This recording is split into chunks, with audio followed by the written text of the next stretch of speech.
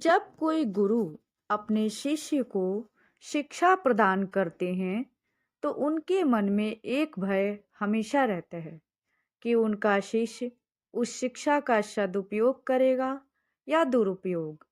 इस कहानी में आप सुनेंगे कि गुरु महाराज जब अपने शिष्यों को शिक्षा में परिपूर्ण कर देते हैं तब बारी बारी कैसे सभी शिष्यों की परीक्षा लेते हैं और अंत में क्या परिणाम निकलता है। एक बार एक प्रतापी संत व्यास जी अपने शिष्यों को आश्रम में पढ़ा रहे थे। उनके बहुत से शिष्य थे। व्यास जी रोज अपने शिष्यों को नई नई बातें सिखाते और ज्ञान ध्यान की बात भी समझाते। धीरे धीरे वक्त बीतता गया और सभी शिष्य अपनी विद्या में पूर्ण हो गए। तो संत ने कहा, अब आप कहीं भी जाकर अपनी आगे की साधना कर सकते हो और लोगों में अपने ज्ञान का प्रचार कर सकते हो। धीरे धीरे सभी शिष्य गुरु जी से आज्ञा लेकर अपने अपने रास्ते चल दिए। काफी वक्त बीत जाने के बाद संत ने सोचा कि चेलों को गए काफी समय हो गए, तो चलो क्यों न चलकर उनकी परीक्षा ली जाए। कहीं वे अपनी शिक्षा का दुरुपयोग तो नहीं कर रहे हैं। इस प्रकार संत जी अपने आश्रम से चेलों को ढूंढने निकल जाते हैं और बारी बारी सभी से मिलते हैं। मिलने पर संत जी ने पाया कि सभी शिष्य सही दिशा में काम कर रहे थे, लेकिन एक शिष्य अभी बाकी था। उसके बारे में संत जी को मालूम हुआ कि उसने गृह त्याग कर दिया है और जंगल में एक संन्यास आश्रम खोल लिया है। वह बड़ा ही कठोर जप तप कर रहा है। संत जी यह बात सुनकर बहुत प्रसन्न हुए और उससे मिलने जंगल की ओर चल दिए।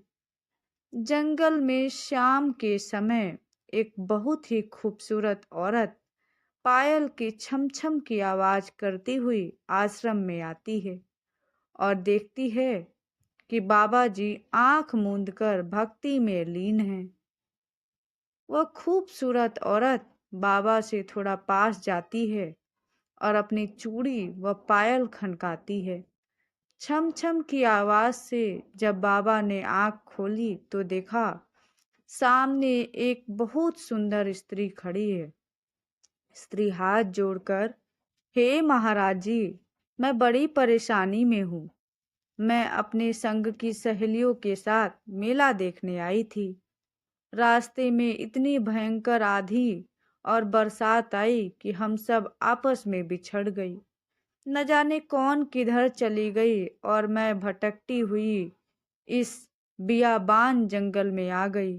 अब तो अंधेरा भी हो गया है, तो कृपया मुझे आज की रात आपकी कुटिया में बिताने दे तो आपकी बड़ी कृपया होगी। बाबा जी, अरे बावली, न यहाँ स्कूल ना ही इस बियान में धर्मशाला, यहाँ तो बस मेरी एक कुटिया ही है। इसमें केवल संत फकीरों का आसन लगता है जिसमें हम भजन करते हैं और माला फेरते हैं, अपने शरीर की साधना करते हैं। यहाँ औरतों का काम नहीं, तू कहीं और जा, जाकर अपना ठिकाना देख। स्त्री, महाराज, अब तो धीरे धीरे रात भी हो गई है। मैं अकेली अबला नारी कहाँ जाऊंगी। मुझे रात रात रुकने दो, सुबह होते मैं अपने रास्ते चली जाऊंगी। बाबा कुछ सोचते हुए, चलो एक काम करो, मेरी आसन माला बाहर लाकर रख दो और तुम कुटिया में जाकर सो जाओ और सुबह तक बाहर मत निकलना। अंदर से कुंडी लगा लेना। हाँ, मैं बार बार कह रहा हूँ, रात को बाहर मत निकलना, क्योंकि मेरी भक्ति में बाधा उत्पन्न होती है। स्त्री, ठीक है महाराज जी। स्त्री दरवाजा अंदर से कुंडी लगाकर सो जाती है। इधर बाबा जी अपने ध्यान में भजन करने लगते हैं। आधी रात तक तो भजन करते हैं, फिर अचानक बाबा जी को स्त्री का ख्याल आने लगता है। बाबा जी के मन में कपट आने लगा और उसके कदम कुटिया की ओर बढ़ने लगे। वहां जाकर दरवाजा खटखटाने लगा, लेकिन बहुत दरवाजा खटखटाने पर भी स्त्री ने दरवाजा नहीं खोला तो बाबा को बड़ा गुस्सा आया और हथौड़े से दरवाजा तोड़ने लगा। काफी मेहनत के बाद दरवाजा टूट गया। रात के समय कुटिया में बहुत अंधेरा था, तो बाबा ने अलाव दिया ढूंढकर जला लिया। अलाव की रोशनी में बाबा देखते हैं एक बहुत ही बड़ी बड़ी दाढ़ी, मूछ और बड़ी जटाओं वाला महाराज आंख मूंद कर माला फेर रहा है। कपटी बाबा महाराज को देख सन्न रह जाता है। ये जटाओं वाले महाराज कोई और नहीं बल्कि महात्मा व्यास औरत के रूप में चेले की परीक्षा लेने आए थे।